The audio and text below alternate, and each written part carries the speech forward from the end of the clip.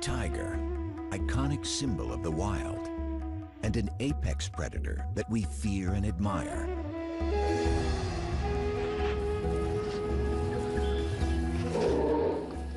In our imaginations, they roam the jungle. But today, many tigers have never even seen the wild. The vast majority of them spend their lives in captivity. Real meat? Princess is an American tiger, a distant relative of her wild ancestors. She doesn't even know how to hunt. Most tigers in America aren't found in zoos. They're privately owned. There are more than twice as many of them as the highly endangered wild tiger. This could change if new legislation is passed that would ban the private ownership and breeding of tigers. What are the issues surrounding captive tigers in America? And what does the future hold for their wild cousins? Tigers are one of the world's most popular animals. Everybody loves to see a tiger at the zoo. Even the scientists who work around them are impressed by their majesty. Ron Tilson is the senior conservation advisor at the Minnesota Zoo and a renowned expert on tigers. He spent many years tracking and studying them in the jungles of Asia. My heart beats faster every time I see one. Yeah, there is, it's because they represent everything. They are the icon of Asian wilderness. They are the most powerful cat, the largest cat. They are, in my opinion, one of the most attractive cats. But it's also the fact that essentially we have evolved as a species with the tiger, and the tiger is one of the only animals on Earth that preys and eats people. And when a tiger looks at a human being, I think the tiger sees us for exactly what we are. We are nothing more than a piece of meat.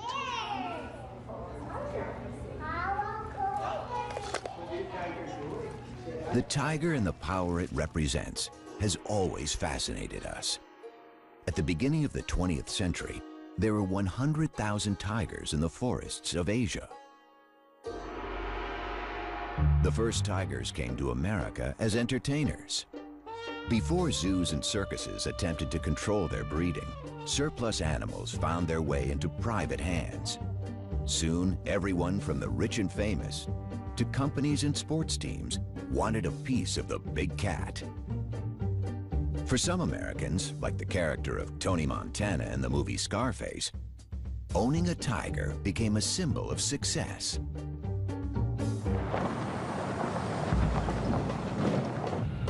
Martin Dins is a celebrity veterinarian and was one of the first to specialize in exotic animals.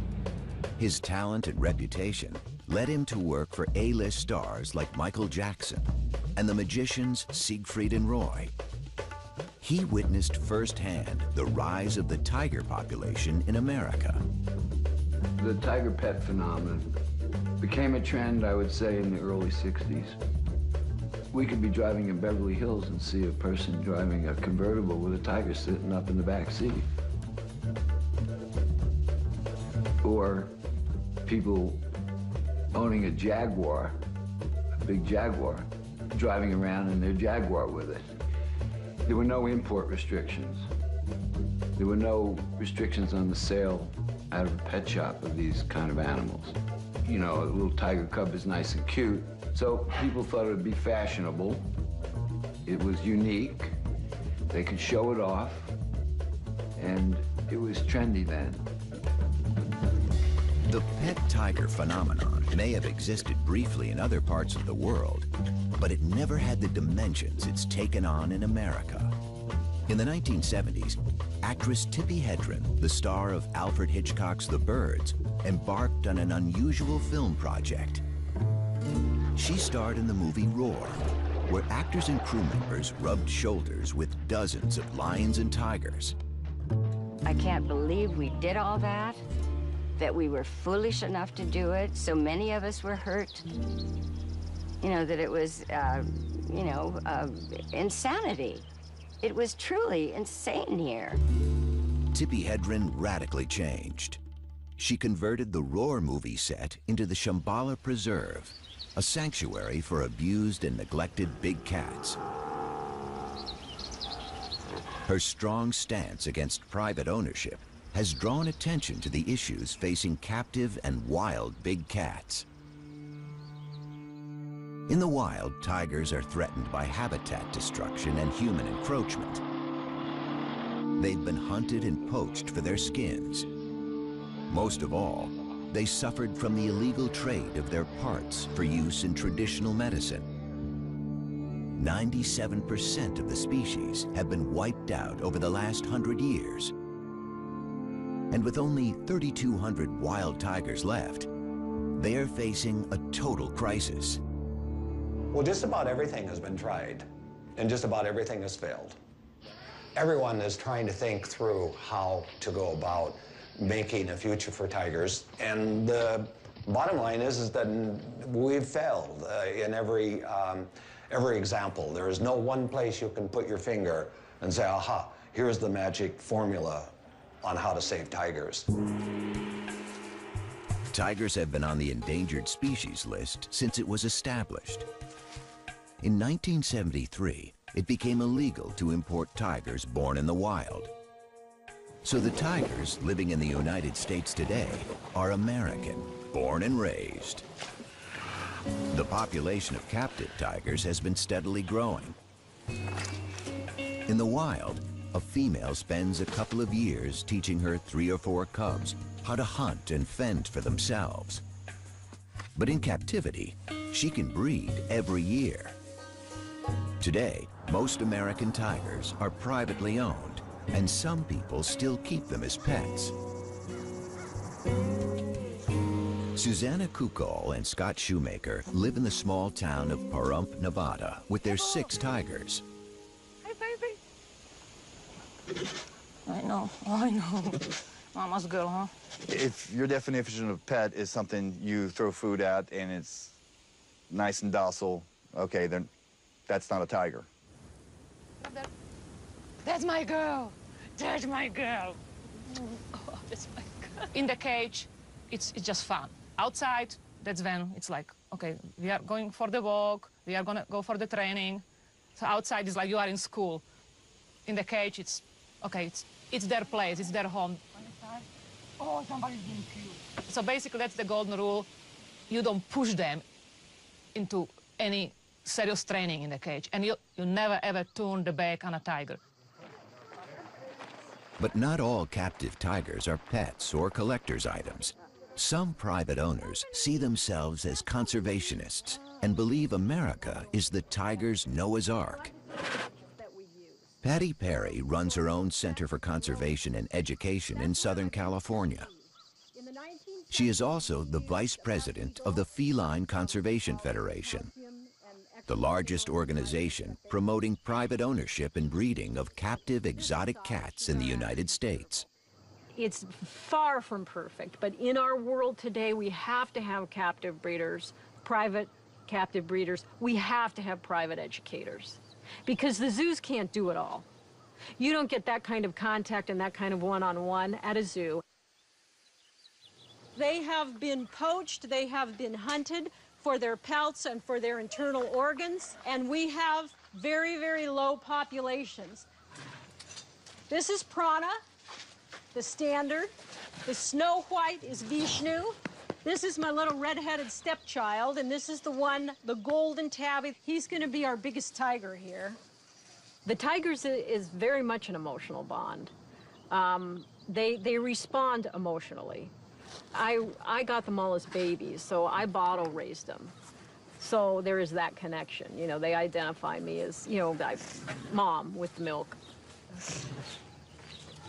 Who wants to feed a tiger? I'll kind of start on this end and give you guys a chance. I want you to hold the stick. Just hold the stick and put it right through there. Want to have a bite? Okay. Who's next? These cats, being 6 generations, you know, captive bred, and their, you know, their primary contact being human beings are not going to be the same as a cat that's in the wild. It's a completely different animal. But will they ever be domesticated? No. They're wild animals. The wild nature of tigers is seen even among those in captivity. In 2003, famous Las Vegas entertainer Roy Horn was mauled during a performance by one of his beloved tigers. The tiger just grabs him, like, let's be right around here in this area, grabs him, like, just locks on him, picks him up, and just drags him. We just heard all this commotion behind the curtain, and you could hear. It reminded everyone that even trained tigers are unpredictable and dangerous. For 40 years, those guys did 2 to 3 shows a day. In the beginning, 7 days a week. That's a lot of exposure to a tiger. If you fall down in front of one of these big cats, and especially with tigers, they're gonna carry you off, regardless of what your relationship is with them. He's got a thing for me, Patty. I know, he does. In my career as a zoological veterinarian, I've worked the gamut of facilities and owners that have tigers. There's the zoos, there's the circuses, there's the private collectors. And years ago, there were a lot more of the illicit owners of these animals. But I've worked for all of them, and I don't discriminate. I have done the best I can to discourage breeding by unqualified individuals. But I took an oath, and is it my business to say, no, I'm not going to treat this tiger because you own it privately? That's on the other side of medicine for me. Lisa Ann Takansnick is an attorney in Washington, D.C. Her organization, the Wildcat Conservation Legal Aid Society, is trying to determine the exact number of privately owned tigers. Hey, I'm calling to follow up with you on the tiger research. You were going to finalize some of the numbers for which state are you still working on? What are we looking at? Alabama? The actual number of tigers in the United States is still a matter of speculation. But the enforcement of laws already in place is problematic. Legislation varies from state to state. At the federal level, the Department of Agriculture and the Department of Interior both enforce different laws affecting tigers. There is no single government body responsible for tiger welfare. Well, we don't really know how many tigers are held captive in the United States. It's a very good question because estimates tend to go all over. Some say there's 5,000 cats in captivity, tigers. Some say there's up to 10.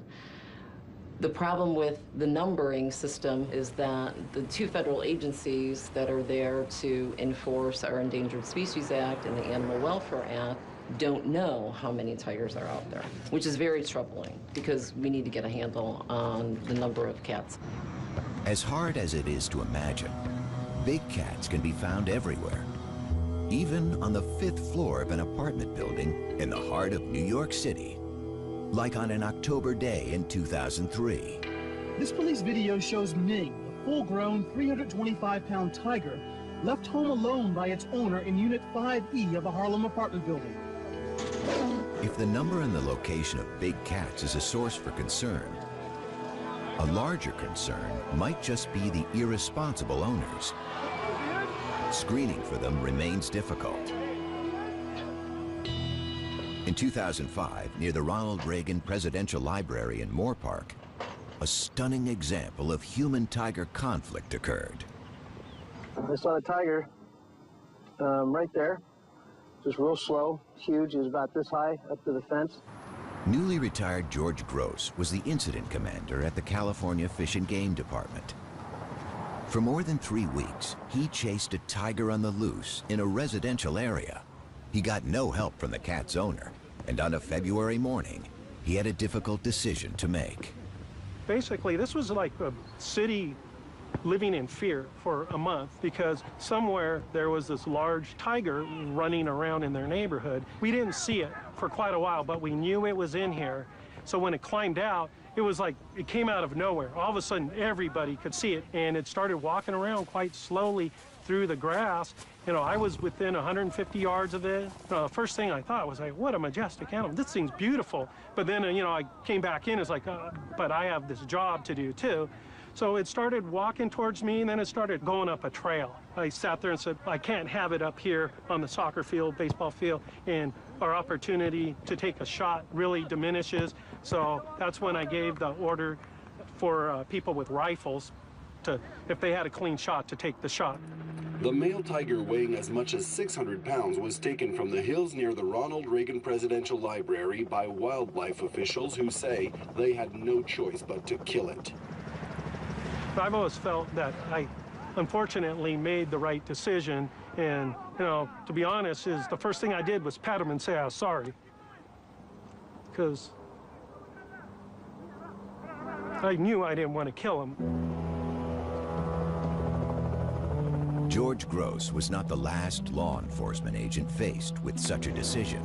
There was an even more dramatic incident on October 18, 2011, when there was a massive release of wild animals in Zanesville, Ohio. The owner of a private zoo threw open the gates of his facility before committing suicide. This time, it wasn't one tiger, but 18 on the loose. They were all killed by the authorities along with lions, bears, and monkeys. It probably will come to another tragedy before certain laws are either enforced like they should be, or new laws are going to have to be implemented. To have multiple situations happen because we're not moving on these issues is very tragic, and it's very sad, not only for the individuals, but the cats that are involved, because most of the time those cats are shot on site. I'd rather see us be in a proactive mode versus a reactive mode. Is it time to ban the private ownership of tigers and other exotic animals?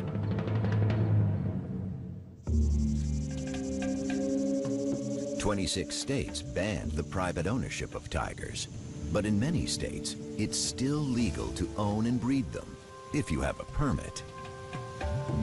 Stories of tiger cubs sold at swap meets or on the internet are galvanizing the movement to ban private ownership of big cats. And in Washington, a political and legal battle is underway. People can't believe that these animals are still being born to be sold as pets. And you can get them for any amount of money if you're foolish enough to pay.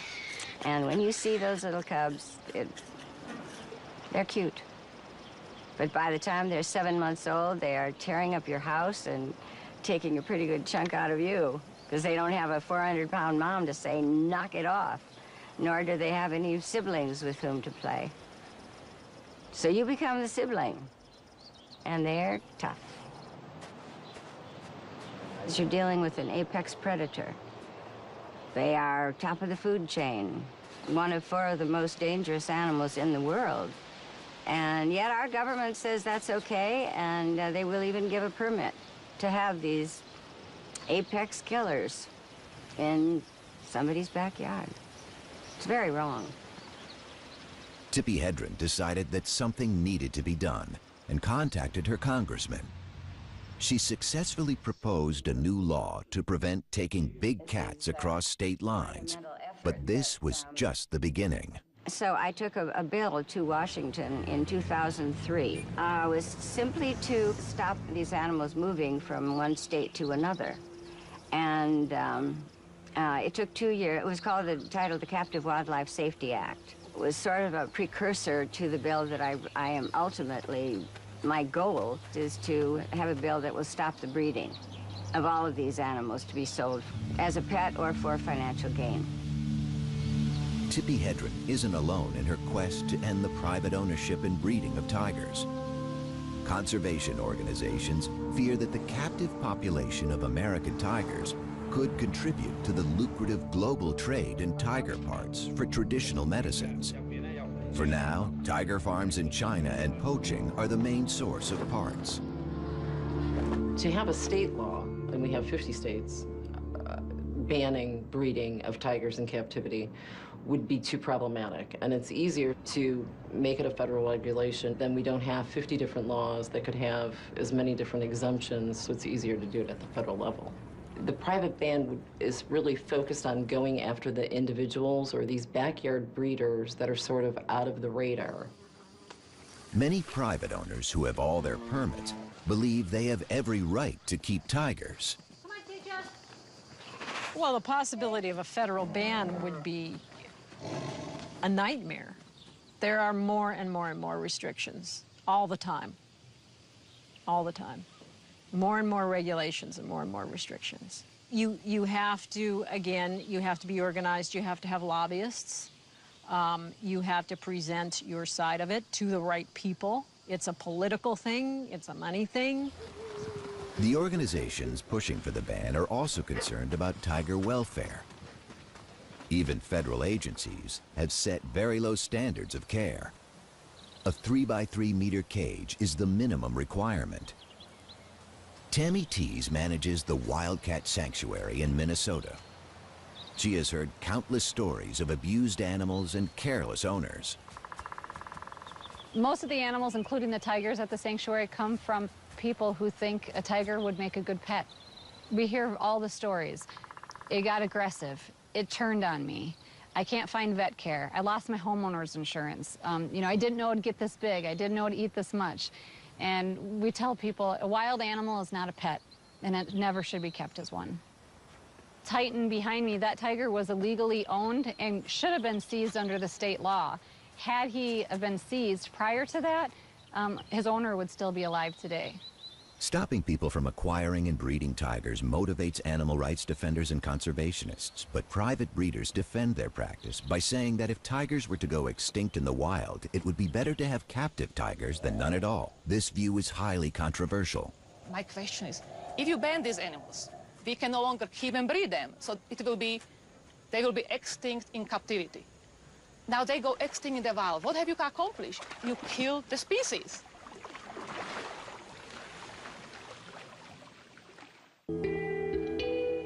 A ban on breeding or keeping tigers has broad implications. While the United States looks to control unregulated breeding of tigers by private owners, across the world, extraordinary efforts are being made to save tigers in the wild. For Ron Tilson, zoo tigers represent a backup for the wild population. He has been the coordinator of the Tiger Species Survival Plan, designed to maintain healthy and genetically diverse tigers. In the zoo world, we try and have what we call a hands-off management. That means let's not touch tigers, let's not play with tigers, let's consider them really quite dangerous. For the longest time, I refused to even call a tiger by a name. I'm not particularly fond of house names. To me, they're numbers. They're a stud book number, and I see a tiger more as a collection of genes. And what I'm concerned about is the future, way down the line, that these animals still maintain their tigerness. Scientists have divided tigers into 9 subspecies. 3 of them have already gone extinct: the Bali tiger in the 1940s, the Caspian tiger in the 1970s, and the Javan tiger in the 1980s. Surviving are the Siberian or Amur tiger, the Bengal, the Indo-Chinese, the Malayan, and the Sumatran tigers. They are all endangered. And the last South China tigers can only be found in captivity. We know every tiger in the North American zoos, and we know its lineage. We know every parent, grandparent, great-grandparent, great-great-grandparent, all the way back to its wild-caught mother and father. So we know exactly where they came from in Russia for the Amur tigers, and we know who they mated with and who their offspring. So we have these like giant family trees. Unlike most zoos, most private owners don't know the lineage of their tigers because no one has kept track of their pedigrees. Yeah, there you go, Elvis. Tigers from different subspecies resemble each other, and most breeders aren't interested in keeping subspecies pure. As for subspecies, I don't believe in them. I don't care. And some of them might have more Bengal blood in them because some of them don't actually grow the big, thick fur in winter. Some of them do, so I know they have a lot of Siberian blood with them. The white tiger is the best example of breeding for looks. Loved for its striking appearance, it's not a subspecies, but a color morph, the result of a recessive gene that causes 1 in every 10,000 tigers to be born white. White tigers are almost non-existent in the wild, but they are often bred in captivity. This has made them highly inbred and more susceptible to health problems. And that's not the only consequence of private ownership. People notice that many tigers in captivity might be bigger than in a wild, because in a wild you need to stay athletic to catch prey. In captivity, they get their food served basically on a silver platter. And one of the reasons many tigers in captivity are huge, they are simply fat, they are obese, not good for their liver. A lot of the stuff American tigers are fed, it's basically stuff we eat, it's from supermarket. Some of the meat might have some hormones in them.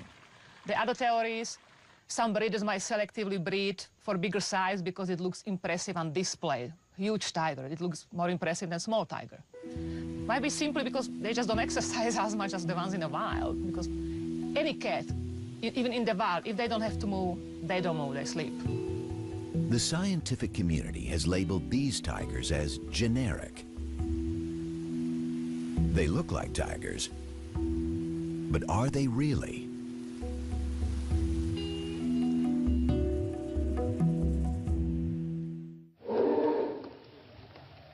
Tigers in the wild are generally solitary and secretive, coming together during the mating season and perhaps to share a kill. In captivity, they become very sociable with both humans and other tigers. They haven't been taught how to hunt and could starve if left on their own. Has the very essence of tigerness been bred out of them?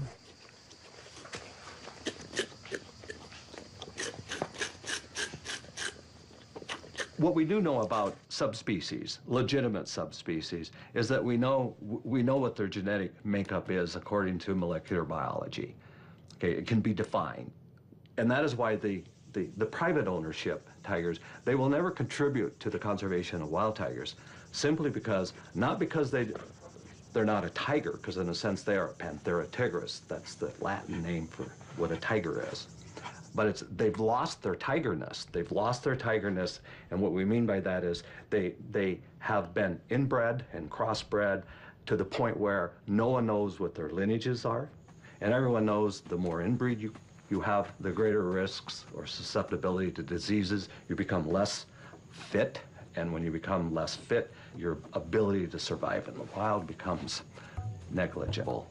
The American tiger is really a junk tiger. It is nothing more than an illusion of a tiger. In 2005, Ron Tilson and Tammy Tees worked together to stop the breeding of tigers in Minnesota. They're concerned about the conditions in which private tigers are kept. So Sabrina is supposed to be a Sumatran Bengal mix, and she's our worst abuse case we've seen. She charged the fence nonstop. Mm-hmm. Yeah. But she does have, from this up around the face and that, sort of this Sumatran look to her with the really black stripe. And she's got a lot longer. They'd welcome a federal ban on breeding and ownership if it were to pass tomorrow. I wouldn't want to see these animals abused. You can't do that. That I would lose sleep over. But I would certainly like to see them all neutered, and I would like to see them well taken care of until they die. Would that bother me? No, that would put me to sleep really well. We'll just simply lose a large number of worthless tigers that consume resources that should be spent on wild tigers, and that actually corrupt the message that we're doing something wonderful for tigers, when in fact we're not doing anything for tigers. Why are we spending all of this time and energy and money in trying to protect the right to own this, or even allowing it to happen and putting people at risk. And I keep coming back to these same issues. I don't get it. I don't get why it isn't stopped. Conservationists have been reluctant to study or give any attention to American tigers. However, with the crisis in the wild, some of the scientific community are taking a closer look at these generic tigers. Stephen O'Brien is former chief of the Laboratory of Genomic Diversity at the National Cancer Institute. He's an authority on big cat genetics and evolutionary biology. But his work has sparked controversy in the conservation world. Is there a value in the admixture in tigers? That is, tigers that have an ancestry that includes interbreeding between different subspecies. Of course there's a value in it. It's still a tiger. Most of the tigers in captivity are considered by my friends and colleagues to be junk because they're hybrids between different subspecies. And many of them are, but I wasn't sure how many. Stephen O'Brien's team has recently designed a method to determine the genetic makeup of big cats. So we used this DNA fingerprint technology that was developed to identify the difference between subspecies of tigers. And I said, if you take one of these tigers that we don't know, is it really a hybrid?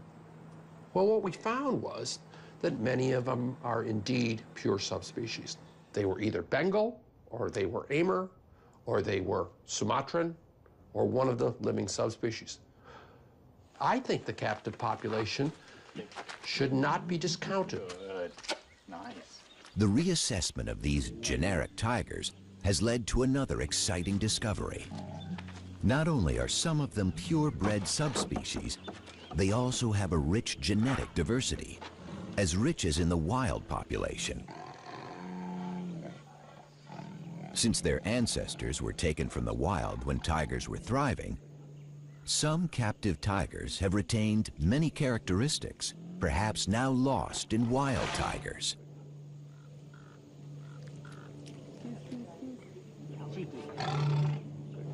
Tiger conservationists have been quick to point out that the sample studied by Stephen O'Brien did not include a significant number of backyard-bred tigers.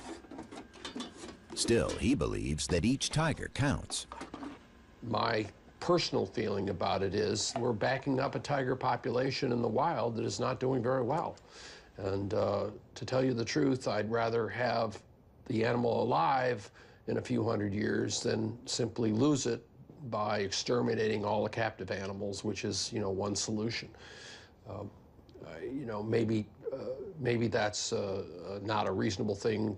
I realize not everybody agrees with that, but I really think that, when evolution creates a species as magnificent as the tiger, it only does it once, and if you lose it, it's not going to come back. It seems that some captive tigers could play a role in the survival of the species. But what about privately owned American tigers? Will they be around long enough to be part of the solution? The wild tiger population was almost 10,000 in 1990. 20 years later, there are only about 3,000 animals left, and they are vanishing faster than ever. When I first moved into this office 25 years ago, I had this big concrete wall and I wondered what I wanted to put on it. And it came to me, why don't I have the covers of magazines that are focusing on tiger issues? It starts back here, The New Scientist. Does the tiger have a future? That's what we're talking about right now. Too Late for Tigers in Wildlife Conservation Magazine. Doomed, cover of Time Magazine. The Last Tigers. Initially, I thought they were very interesting because it gave me a focus. But what happened was that this message just became such a common message. It's a little bit like the sky is falling down, the sky is falling down, and after a while, no one hears you calling. World leaders seem to be finally waking up to the dire future facing wild tigers. In November 2010, an international summit was held in St. Petersburg. The goal was to develop a strategy to save the wild tiger from extinction. Heads of state from the 13 tiger range countries set a target to double the population by 2022 and committed over 230 million euros. But is that enough? The threats facing the Asian big cat are many and serious. In August 2011, the U.S. Fish and Wildlife Service announced that it wanted to reinstate a permitting process to control the breeding of generic tigers. This would severely reduce the number of tigers bred in captivity. But for the proponents of a total ban on private ownership, things aren't moving fast enough on Capitol Hill. Along with private owners, the entertainment industry is lobbying to slow down the legislative process. I'm very annoyed that this bill is in the status that it is. It's just up in the air right now because we can't, I am not going to buckle and say it's okay to breed these animals. It's a huge problem. Come on, Asia. Yeah, she's a little fat. She's getting old. You gotta maybe try the 5. But tigers have created jobs and income.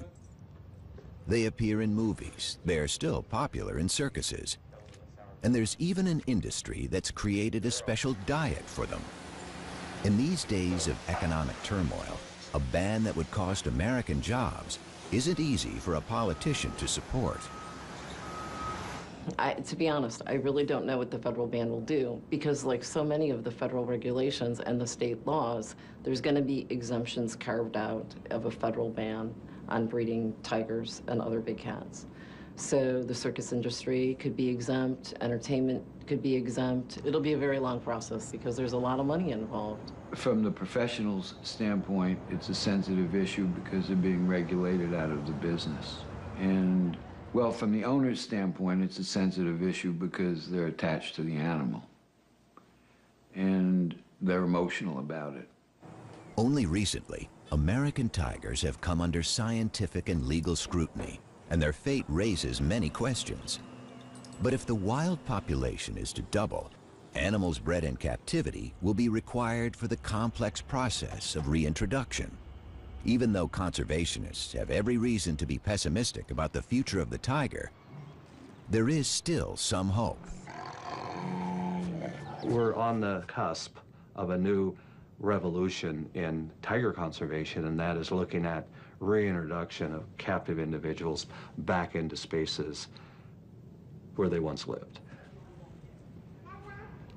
The big issue is, can captive tigers actually go out and live and survive on their own in the wilderness areas?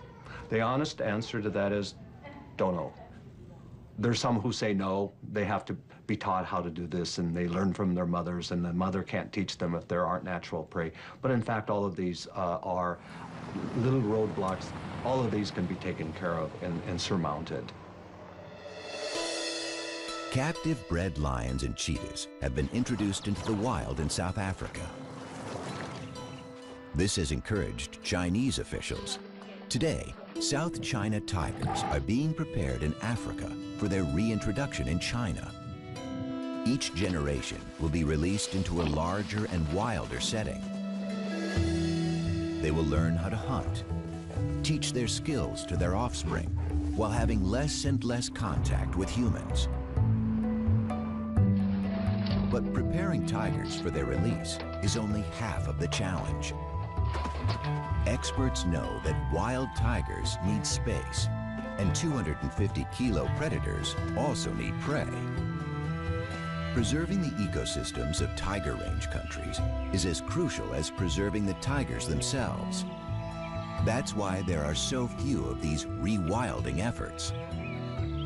We need some new ideas if we're going to really realize the prediction of the St. Petersburg summit to double tigers in the wild. And one of the possibilities is to be exploring places where we can restore tigers. Central Asia, the former range of the extinct Caspian tiger, is a vast region with a sparse population. Countries like Kazakhstan and Uzbekistan did not participate in the St. Petersburg summit, but they are prime candidates for bold conservation initiatives. It's a habitat area which is very low in human density, which is important for reintroduction of tigers, which has the potential of being homes for tigers from different parts of the world. There are conservationists in these areas that I think, in fact, I know, would be very interested in hosting tiger reconstitution or reintroduction in those regions. For these programs to work, more tigers will be needed. The fate of thousands of privately owned tigers is being debated by scientists, lawyers, and politicians. So far, no one has asked for any of these tigers to be shipped overseas. Princess, look at mommy. Princess. There she is. Will the American tiger have the chance to play a role in the future of the species? That has yet to be determined. But perhaps one day, an American-born tiger will be set free to join its wild cousins.